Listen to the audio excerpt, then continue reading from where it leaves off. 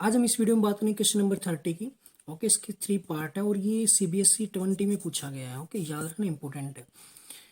Use of condom is beneficial for both the sexes involve in the sexual act. मतलब जो sexual act करते हैं, ठीक है, तो उसमें दोनों के लिए, मेल और फीमेल दोनों के लिए बेनिफिट देता है, कंडोम बेनिफिट देता है। Justify this statement giving 2 reason.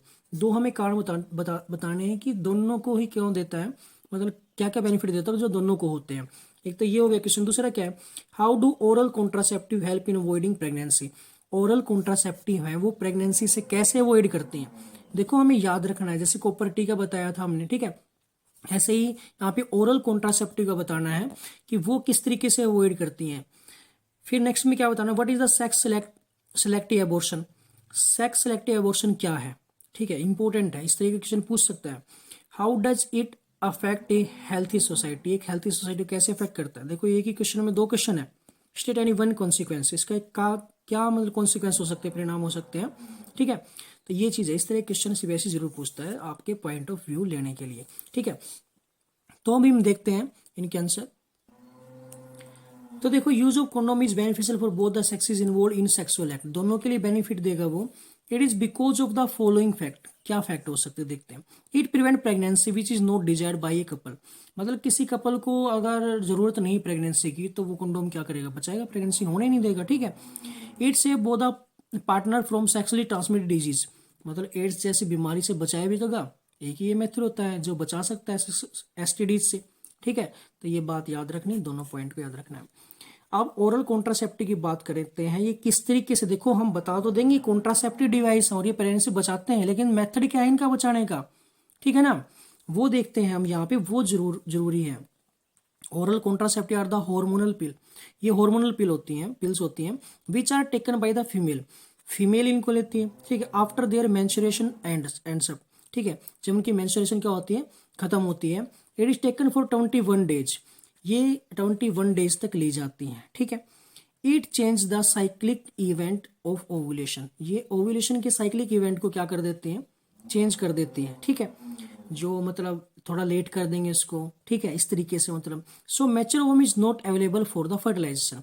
तो जो मैच्योर क्या नाम ओवम होता है वो फर्टिलाइजेशन के लिए अवेलेबल नहीं होता उस टाइम पे, ठीक है ना। तो मतलब ये ओवुलेशन को क्या कर दी, थोड़ा लेट कर देंगे तो मतलब उस टाइम पे नहीं होगा वो, जब क्या होगा, स्पर्म वहां पे होगा, ठीक है। इस तरीके की चीजें ये कर देती हैं। नेक्स्ट क्या है, सेक्स सेलेक्टिव अबॉर्शन क्या है। सेक्स सेलेक्टिव बात तो वही है, अबॉर्शन की बात पूछ रहा है, ठीक है, लेकिन थोड़ा सा घुमा के पूछ रहा है।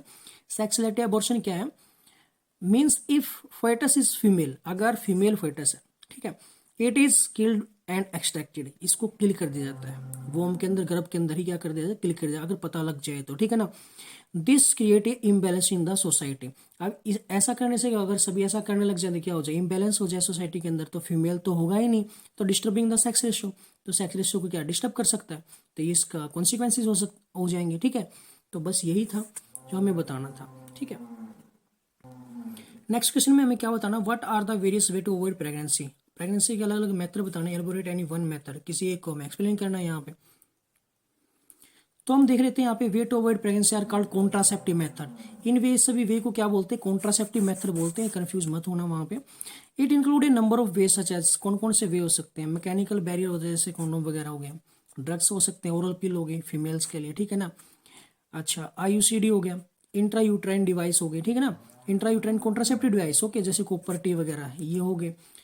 अच्छा, और क्या है बता रखा है इसमें, देखते हैं।